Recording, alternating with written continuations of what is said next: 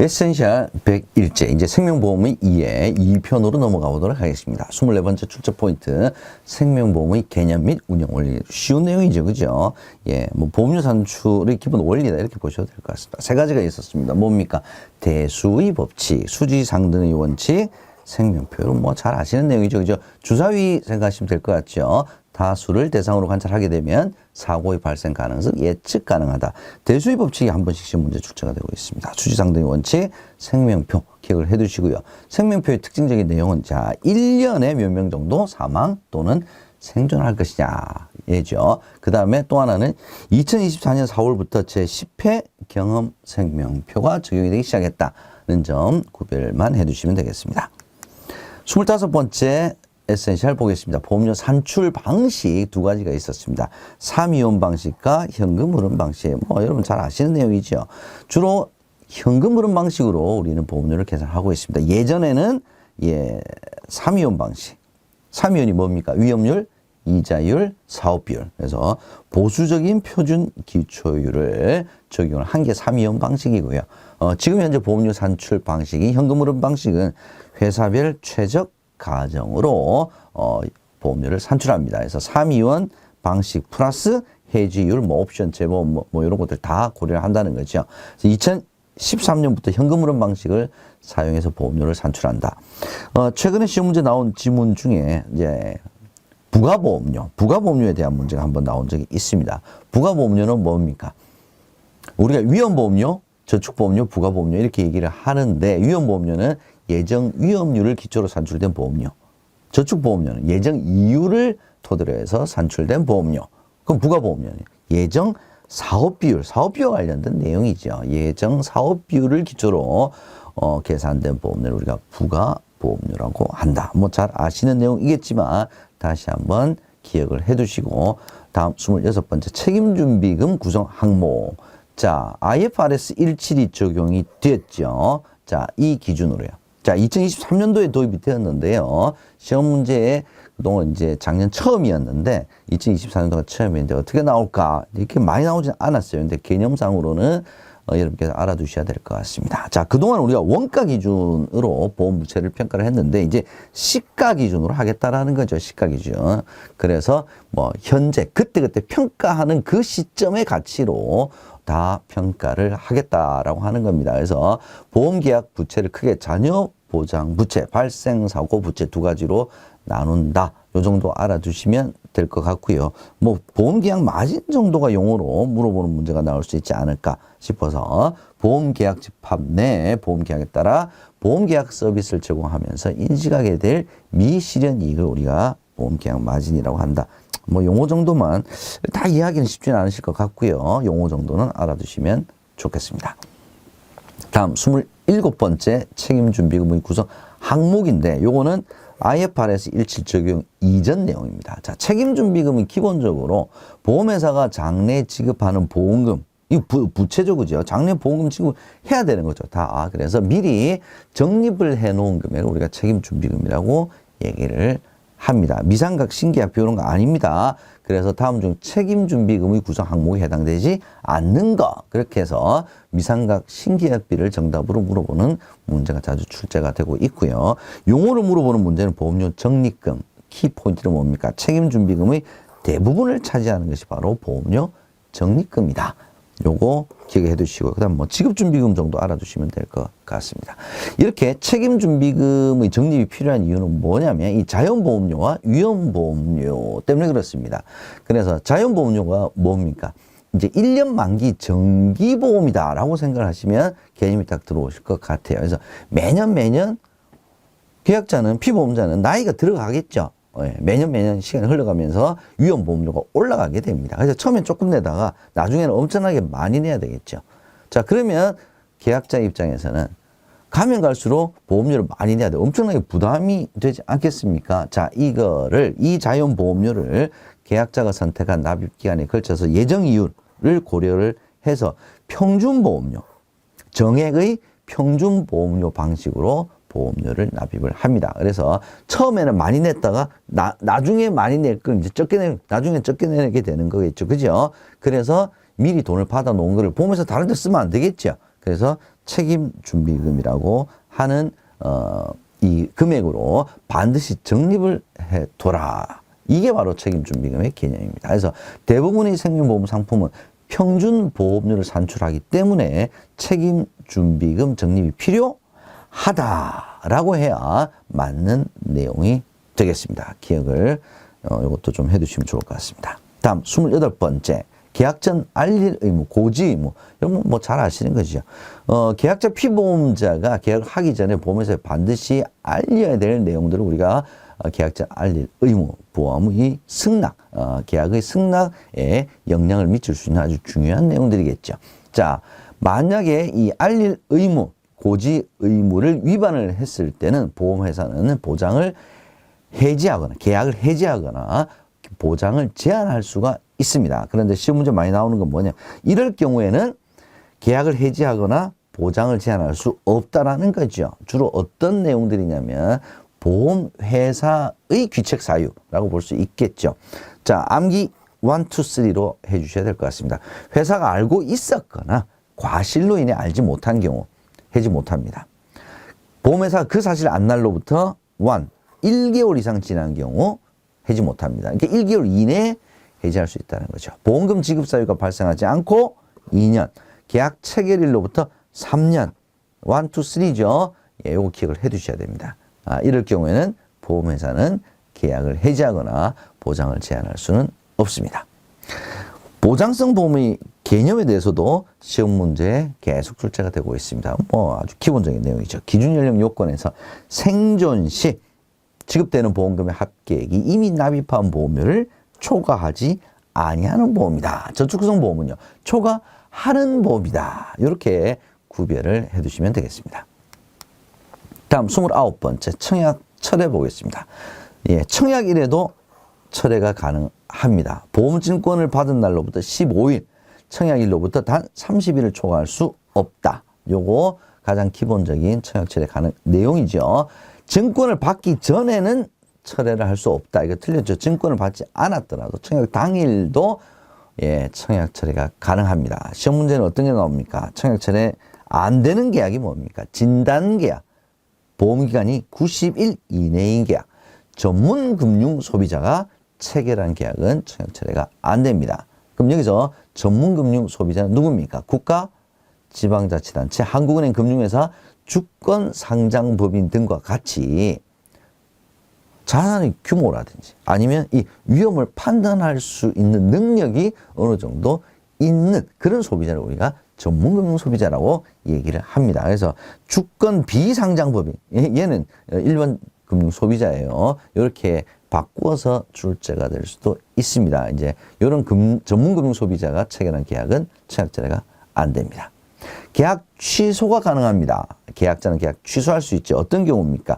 보험회사가 잘못했을 때죠. 어떤 잘못? 보험회사가 약관 교부 및 설명 의무를 위반한 경우. 3대 기본 지키기 말하는 거죠. 자, 계약이 성립한 날로부터 몇 개월?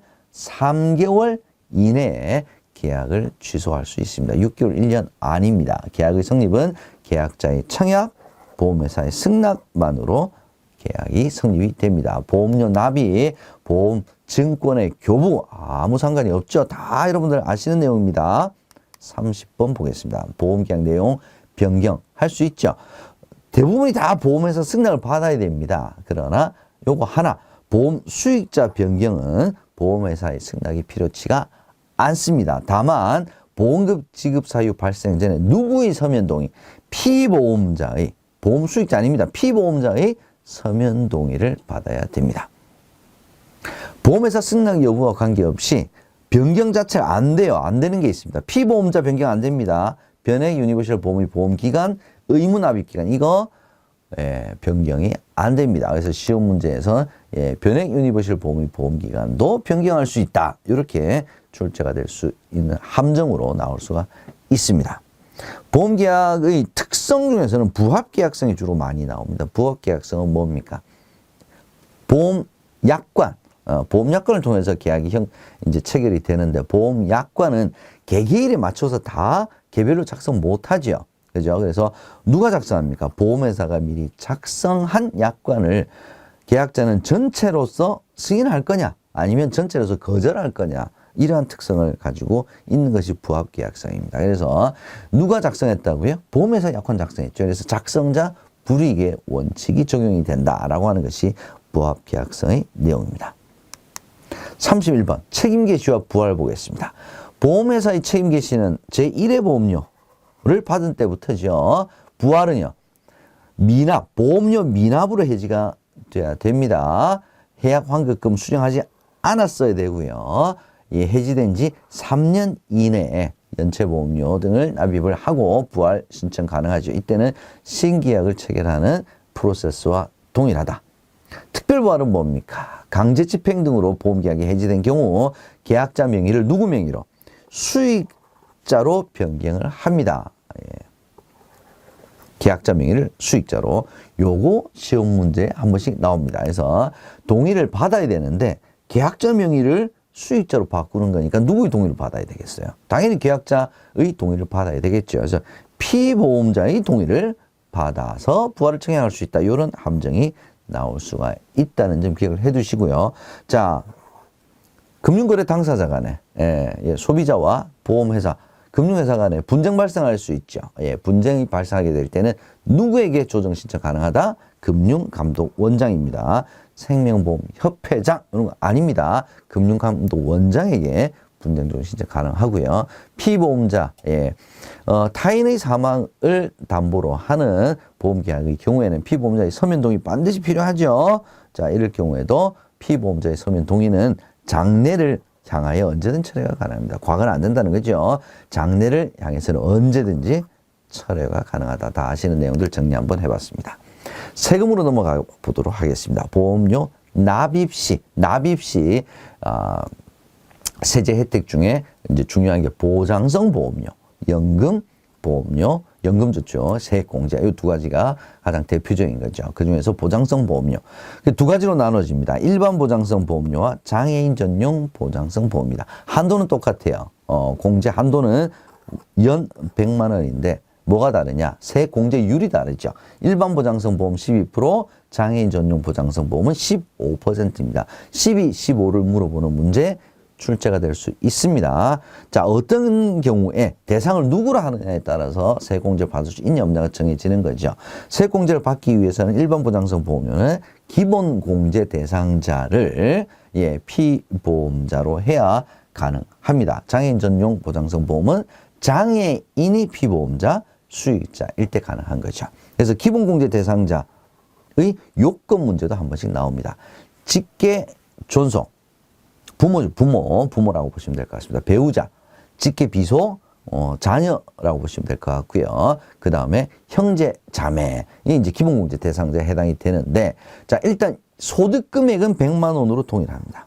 소득은 연간 100만 원 이하여야 된다라는 뜻이고요. 자, 직계 존속은 만 60세, 배우자는 나이 제한 없고요. 직계 비속, 자녀는 만 20세 이하, 형제 자매는 만 20세 이하 또는 만 60세 이상. 자, 요 나이 요건 시험 문제 출제가 될 수가 있습니다. 장애인일 경우에는 연간 소득 금액만 충족하면 되지 연령하고는 상관이 없다. 요거 기억을 해 두시고요. 자, 시험 문제 요거 한 번씩 출제가 된 적이 있는데 소득 공제를 받는 게 있습니다. 건강보험, 고용보험, 노인장기요양보험료, 4대 보험에 해당되는 것들이죠. 얘는 소득공제입니다. 세액공제 아닙니다. 그래서 소득공제와 세액공제를 비교해서 물어보는 문제가 출제가 될 수 있다는 점도 기억을 해 두시면 좋겠습니다. 33번 연금계좌에 대한 세액공제, 납입시 세액공제 두 번째죠. 자, 연금계좌는 연금저축계좌 플러스 퇴직연금계좌. 퇴직연금계좌는 세 개가 있었죠. 그죠? DC, DB, IRP. 이 중에서 DB형은 해당이 되지 않습니다. 세액공제 못 받는다라는 뜻이죠. 몇 퍼센트? 12%입니다. 그리고 보장성 보험료는 근로소득자만을 대상으로 하지만 연금 계좌에 대한 세액공제는 종합소득자를 대상으로 한다. 여기 이제 다른 점이죠.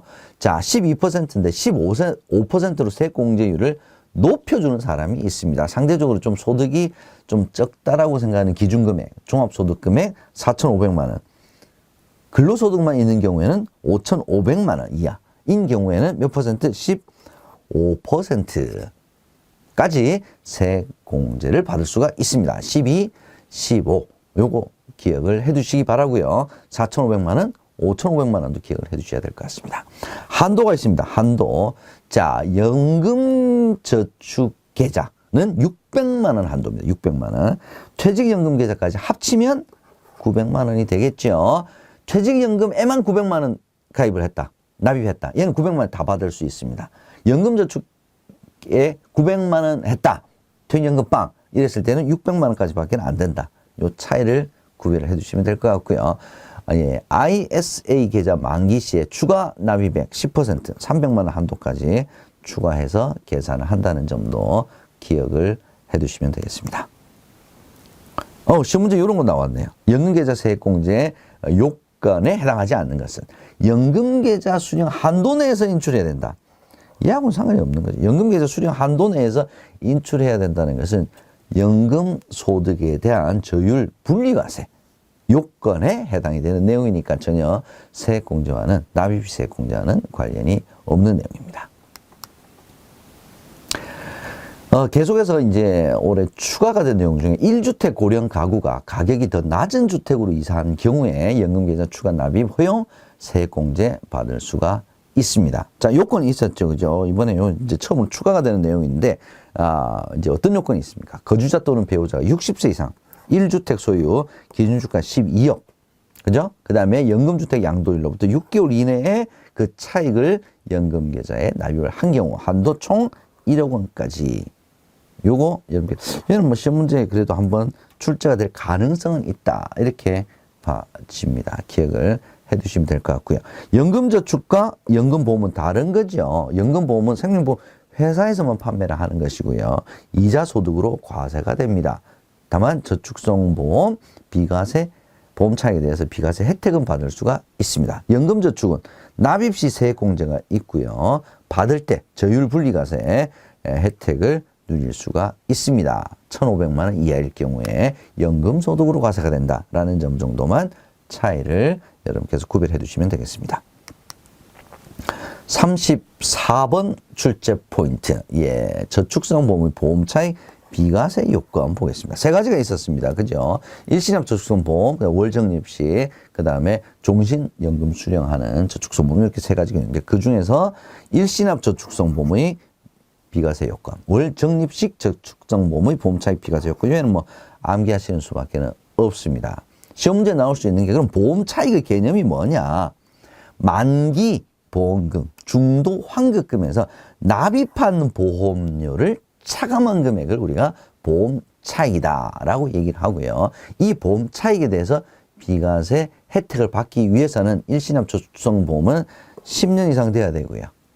지금 현재 판매되고 있는 것은 1억 원 이하, 납입액이 1억 원 이하, 요거 기억을 해 두셔야 될 것 같습니다.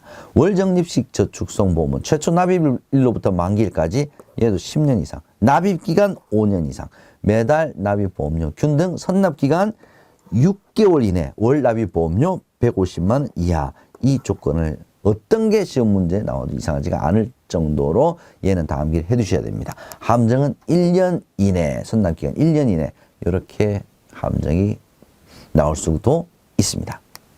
35번째 비과세 요건, 보험차익 비과세 요건. 두 번째 종신형 연금보험 계약의 비과세 요건입니다. 이거 시험 문제 많이 나오죠. 자, 연금 지급 받으려고 55세 이후, 그죠? 계약자가 사망하게 되면 계약 및 연금 재원 소멸, 중도 해지 불가, 연금의 형태 지급 불가, 매년 연금 수령 개시일 현재 연금계좌 평가액 나누기 기대 여명 연수 곱하기 3 이내. 요것도 시험 문제에 출제가 될 수 있다는 점 기억을 해 두시기 바랍니다. 이 비과세 요건 시험 문제 나올 수 있습니다. 기억해 두시고요. 종신형 연금보험 계약의 비과세 요건에 해당하지 않는 것은 계약자 1명당 납입할 보험료 합계액이 2억 원 이하일까? 1억 원 이하, 2억 원 이하. 이건 다 일시납 저축성 보험의 비과세 요건에 해당이 되는 내용이다라는 점 알아두시고요. 기산일 변경 사유는 참고해 주시기 바랍니다. 계약자 명의 변경, 저축성 보험으로 변경, 기본 보험료를 1배 초과해서 변경했을 때 기산일이 변경이 되고 그때부터 다시 10년 카운팅 하겠다. 이거죠. 36번 연금소득 분리과세. 연금소득 분리과세 선택할 수가 있습니다. 얘는 수령시죠. 자, 3에서 5% 저율 분리과세 선택이 가능한 요건이 뭐냐? 사적 연금 소득의 합계액이 얼마? 1,500만 원 이하인 경우에는 3에서 5% 저율 분리과세 받을 수가 있습니다. 자, 요건. 야, 요거 시험 문제 자주 나오죠. 55세 이후 수령해야 되고요. 가입일로부터 5년 경과 후에 수령을 해야 되고요. 연금 수령 한도 내에서 수령을 해야 되는데 연금 수령 한도를 적용하지 않는 기간이 있습니다. 연금 수령 연차가 5년이 아니라 11년 이상일 경우에는 한도를 적용하지 않습니다. 언제 3%, 언제 5%를 과세를 하냐. 얘는 나이에 따라서 구별을 한다는 거죠. 70세 미만 5%, 70세 이상 80세 미만 4%, 80세 이상 3%. 나이가 많아지면 많아질수록 세율이 낮아지겠죠. 종신계약에 따라서 받는 연금소득은 무조건 4%. 나이하고 상관이 없습니다. 65세인데 종신계약에 따른 연금소득을 받는다. 이때는 나이로 따지면 5%지만 종신계약에 따른 연금소득 둘 다가 적용이 되죠. 얘는 4%.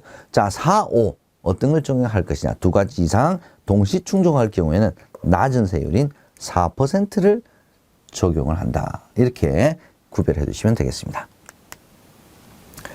계속해서 출제 포인트 보겠습니다. 의료 목적 천재지변이나 그 밖의 부득이한 사유 등으로 인출하는 경우 저율 분리과세 적용 받을 수 있습니다. 연금 수령 요건을 미충족한 경우에는 기타 소득으로 봐서 몇 퍼센트?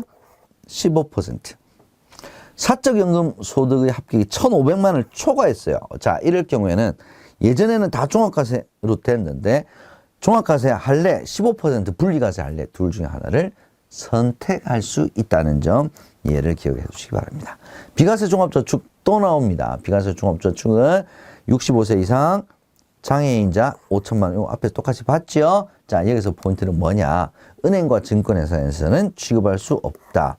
모든 금융기관에서 다 취급을 할 수 있는 것이 바로 비과세 종합저축이다. 얘를 구별을 해 두시기 바랍니다. 다음 37번 출제 포인트 종합소득금액 계산 보겠습니다. 많이 출제되는 부분이 아닌데 최근에 작년부터 이 세금쪽 문제가 계속 좀 많이 나오네요. 그래서 종합소득 중에 연금소득, 사업소득, 이자 수익금액 정도는 알아두시기 바랍니다. 연금소득은 총연금액에서 연금소득 공제를 뺀 금액을 연금소득이라고 하고요. 사업소득은요. 사업 수익금액에서 필요경비를 빼서 계산을 하고 이자 수익금액은 이자소득과 동일합니다. 자, 우리가 앞서서도 자 6에서 45% 적용한다 그랬죠. 그죠? 이 구간을 1,400만 원, 10억 원 초과 우리 앞서서는 두 가지만 봤는데 6, 15, 24, 35 요 정도 많이 기억하시게 되면 얘는 퍼펙트입니다. 1,400만 원 초과 5천만 원 이하인 경우에는 15, 5천만 원 초과 8천만 원 미만 이하일 때는 24% 요거 기억을 해 두시면 더 좋겠습니다. 다음 38번 금융재산 상속공제. 상속 시에 금융재산이 있을 때는 금융재산에서 금융부채를 뺀 이걸 우리가 순금융재산이라고 얘기를 하죠. 이 금액의 20% 얼마 한도? 2억 원 한도로 공제를 해줍니다. 구간에 따라서 공제 금액이 조금 달라집니다. 기본 1억 원 초과일 경우에는 20% 2억 원 한도고요. 2천만 원 이하 순금융재산이 2천만 원 이하다. 전액. 2천만 원 초과 1억 원까지는 5천이든 6천이든 7천이든 8천이든 9천이든 정액으로 2천만 원. 얘를 기억을 해 두시기 바랍니다. 얘가 시험 문제 제일 많이 출제가 되는 부분이죠. 순금융재산이 5천만 원인 경우에 20% 공제한다. 순금융재산이 8천만 원인 경우에 20% 공제한다. 이게 다 틀렸습니다. 얼마? 20%가 아니라 2천만 원을 공제한다라고 해야 맞는 내용이죠. 당연히 종신보험의 보험금도 금융재산, 상속금융재산에 해당이 되어서 이 순금융재산 상속공제에 해당이 됩니다. 민법상 상속순위 정도는 알아두시면 좋을 것 같아요. 직계비속, 자녀, 직계존속, 부모, 형제자매, 사촌 이내의 관계의 혈족의 순으로 1순위, 2순위, 3순위, 4순위 이렇게 넘어가고요. 자, 배우자에 대한 상속순위가 시험 문제에 한 번씩 나옵니다. 배우자는 1순위인 직계비속과 동순위. 근데 만 직계비속이 없어요. 그럼 2순위와 공동상속 이렇게 되고요. 배우자의 상속률은 직계비속이나 직계존속에 비해서 55할, 50%를 가산한다. 뭐 요 정도 알아두시면 더 좋겠습니다. 39번 출제 포인트 보겠습니다. 상속 증여 재산으로 보는 보험금. 실질과세 원칙을 적용한다라고 얘기를 하는데, 실질과세 원칙이라고 하는 것은 뭐 간단히 뭐냐면, 실질적으로 보험료를 납입한 사람이 수익자다.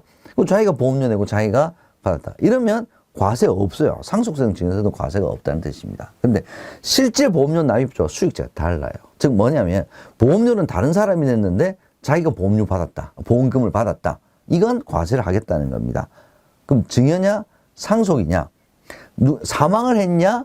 그러면 상속세고요. 사망하지 않았다. 그러면 증여가 되겠죠. 그죠? 그래서 실질적인 보험료 납입자와 피보험자가 동일하다. 그러면 상속세 과세가 되겠죠. 근데 실질적인 보험료 납입자와 피보험자가 달라요. 그러면 사망보험금에 대해서 증여세가 과세가 된다. 이렇게 구별을 해 주시면 될 것 같습니다. 그래서 주로 이제 시험 문제는 요거 가지고 나오죠. 일부를 만약에 보험 수익자가 일부만 납입을 했다. 그럼 다른 사람이 보험료를 납입했다는 거죠. 그 비율만큼 뭐에 대해서 보험금 상당액의 비율만큼 다른 사람이 납입한 보험료만큼은 증여재산 내지는 상속재산으로 보겠다라고 하는 것이 바로 상속재산으로 보는 보험금 계산 방법이다. 이렇게 여러분 구별해 두시면 되겠습니다.